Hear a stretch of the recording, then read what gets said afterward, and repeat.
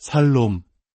오늘 이 귀한 말씀을 듣기 위해 찾아오신 모든 분들에게 주님의 평화가 함께 하시기를 기도합니다.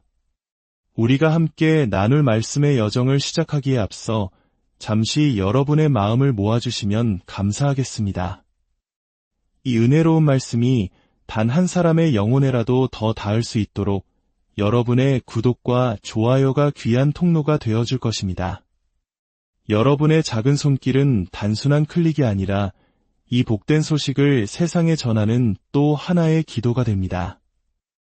이 영상을 공유하며 하나님의 축복을 나누는 통로가 되어주시길 바랍니다. 오늘 우리는 성경의 마지막 책, 바로 요한계시록에 대해 이야기해 보려 합니다. 많은 분들에게 요한계시록은 어떤 책으로 기억되나요?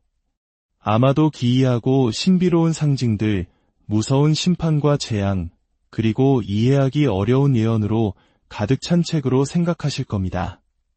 실제로 많은 이들이 요한계시록을 두려움의 책으로, 심지어 일부 이단들이 자신들의 교리를 정당화하기 위해 오용하는 책으로만 알고 있기도 합니다.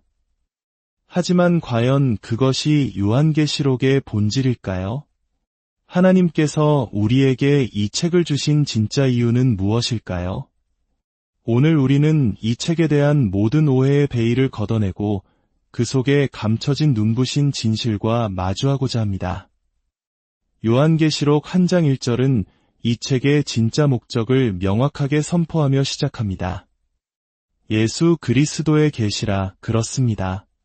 이 책은 세상의 종말에 대한 단순한 예언서가 아닙니다.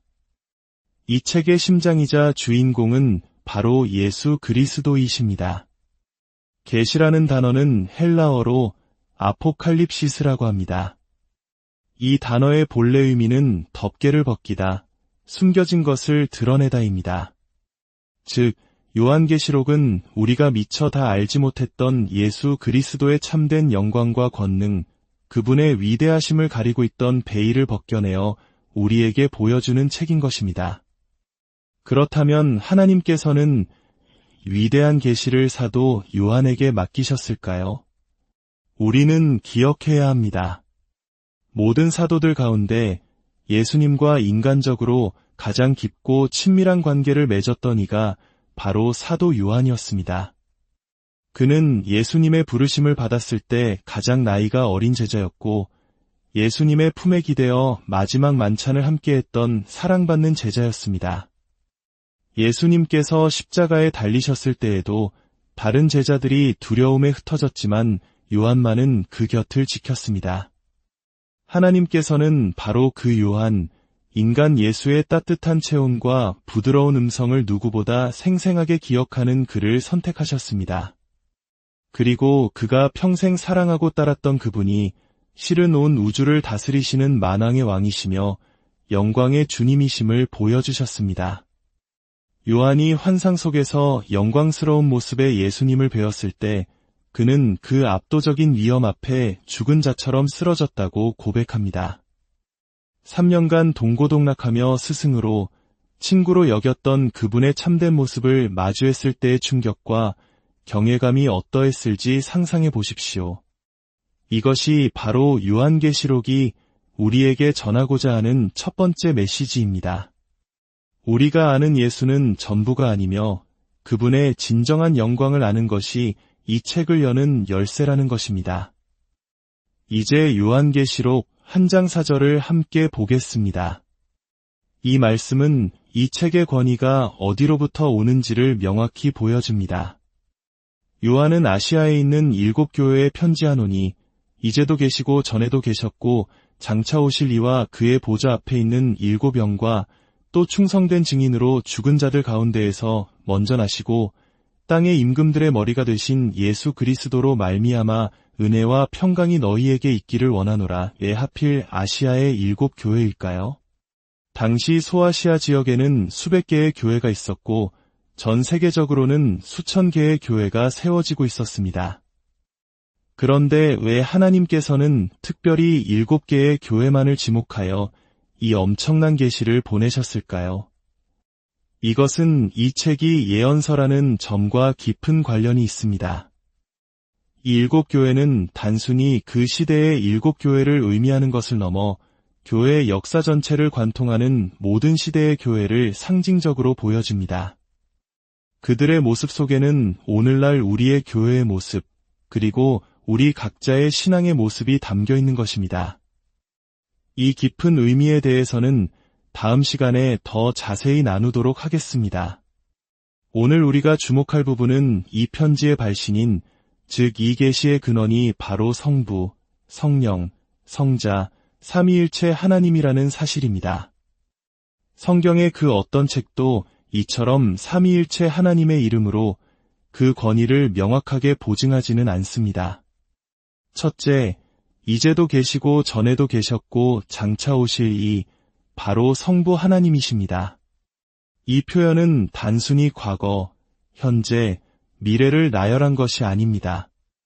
헬라어 원문의 시제를 깊이 들여다보면 그 의미는 더욱 놀랍습니다. 이제도 계시다는 것은 현재에 계속해서 존재하시는 분이라는 뜻입니다. 전에도 계셨다는 것은 과거에도 끊임없이 존재하셨던 분이라는 뜻이며 장차 오실 이 역시 미래에도 영원히 존재하실 분이라는 의미를 담고 있습니다. 즉, 성부 하나님은 시간에 갇힌 분이 아니라 시간의 주인이시며 어제나 오늘이나 영원토록 동일하신 영원 불변하신 분임을 선포하는 것입니다. 이 책의 첫 번째 근원은 바로 이 영원하신 창조주 하나님이십니다. 둘째, 그의 보좌 앞에 있는 일곱 영, 바로 성령 하나님이십니다. 성경에서 숫자 7부는 완전함과 충만함을 상징하는 완전수입니다. 따라서 일곱 영은 일곱 분의 영이 있다는 뜻이 아니라 성령 하나님의 완전하시고 충만하신 신성을 나타내는 표현입니다. 그분은 온 세상 어디에나 계시며 모든 것을 아시고 모든 것을 행하실 수 있는 전지전능하신 분입니다. 성령님은 하나님의 보좌 앞에서 그분의 뜻을 이 땅에 실행하시는 분입니다. 성경의 모든 말씀이 바로 이 성령님의 감동으로 기록되었습니다. 저자들의 개성과 인격을 없애지 않으시면서도 그들을 통해 하나님께서 말씀하시고자 하는 바를 정확히 기록하게 하신 분이 바로 성령님이십니다.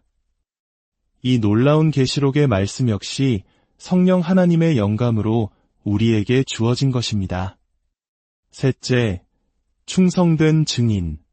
예수 그리스도 바로 성자 하나님이십니다. 예수님은 이 책의 주인공이실 뿐만 아니라 이 책의 세 번째 근원이십니다. 왜 그분을 충성된 증인이라고 부를까요? 첫째로, 예수님은 하나님 아버지께서 자신에게 맡기신 모든 사명을 남김없이 충성스럽게 증언하고 이루셨기 때문입니다. 그분은 자신의 뜻이 아닌 아버지의 뜻을 행하기 위해 이 땅에 오셨고 십자가에서 죽기까지 순종하셨습니다. 하지만 더 깊은 의미가 있습니다. 예수님의 존재 자체가 바로 보이지 않는 하나님 아버지에 대한 가장 완벽하고 충성된 증거입니다. 요한복음 14장에서 빌립이 주여 아버지를 우리에게 보여 주옵소서라고 간청했을 때 예수님은 이렇게 말씀하셨습니다. 내가 이렇게 오래 너희와 함께 있으되 내가 나를 알지 못하느냐? 나를 본 자는 아버지를 보았거늘 어찌하여 아버지를 보이라 하느냐? 그렇습니다. 예수님의 모든 말씀, 모든 행동, 그분의 사랑과 긍휼, 그분의 거룩하심과 정애, 그 모든 것이 바로 하나님 아버지를 보여주는 살아있는 영상이었습니다. 우리는 예수 그리스도를 통해서만 하나님 아버지가 어떤 분이신지를 온전히 알 수 있습니다. 그분은 하나님께로 가는 유일한 길이요, 진리요, 생명이시기 때문입니다. 십자가에 달리신 예수님을 생각해 보십시오. 인간의 몸은 로마의 못에 박혀 무력하게 매달려 있었지만 그분의 신성은 그 순간에도 온 우주를 붙들고 계셨습니다. 그분은 단 한순간의 의지로 그 모든 고통을 멈추고 온 세상을 심판하실 수 있었습니다. 하지만 그분은 끝까지 참으셨습니다. 우리를 향한 아버지의 사랑을 온전히 증언하기 위해 기꺼이 충성된 증인이 되셨습니다. 사랑하는 성도 여러분, 오늘 우리는 요한계시록의 진짜 목적이 공포와 심판이 아니라 바로 예수 그리스도의 영광을 드러내는 것임을 배웠습니다. 이 책의 모든 예언과 상징은 결국 충성된 증인이시며 죽은 자들 가운데서 먼저 나신 부활의 첫 열매이시며 땅의 모든 임금들의 머리가 되시는 만왕의 왕이신 예수 그리스도를 향하고 있습니다. 세상은 점점 더 혼란스러워지고 마지막 때에 대한 예언들이 현실이 되어가는 것을 목도하고 있습니다. 많은 이들이 미래에 대한 불안과 두려움에 사로잡혀 있습니다. 그러나 우리는 두려워할 필요가 없습니다. 왜냐하면 요한계시록은 우리에게 세상의 끝이 파멸이 아니라 우리 주 예수 그리스도의 완전한 승리와 영광스러운 재림으로 완성될 것임을 약속하고 있기 때문입니다. 이 혼란한 시대 속에서 요한계시록의 말씀을 통해 베일 뒤에 가려진 주님의 영광스러운 참모습을 발견하며 흔들리지 않는 믿음과 소망으로 살아가시는 저와 여러분이 되기를 간절히 소망합니다. 성부 하나님의 영원하신 사랑과 성자 예수 그리스도의 충성된 은혜와 성령 하나님의 완전하신 교통하심이 이 말씀을 듣는 모든 분들의 삶 가운데 지금부터 영원까지 함께 하시기를 주님의 이름으로 축원합니다.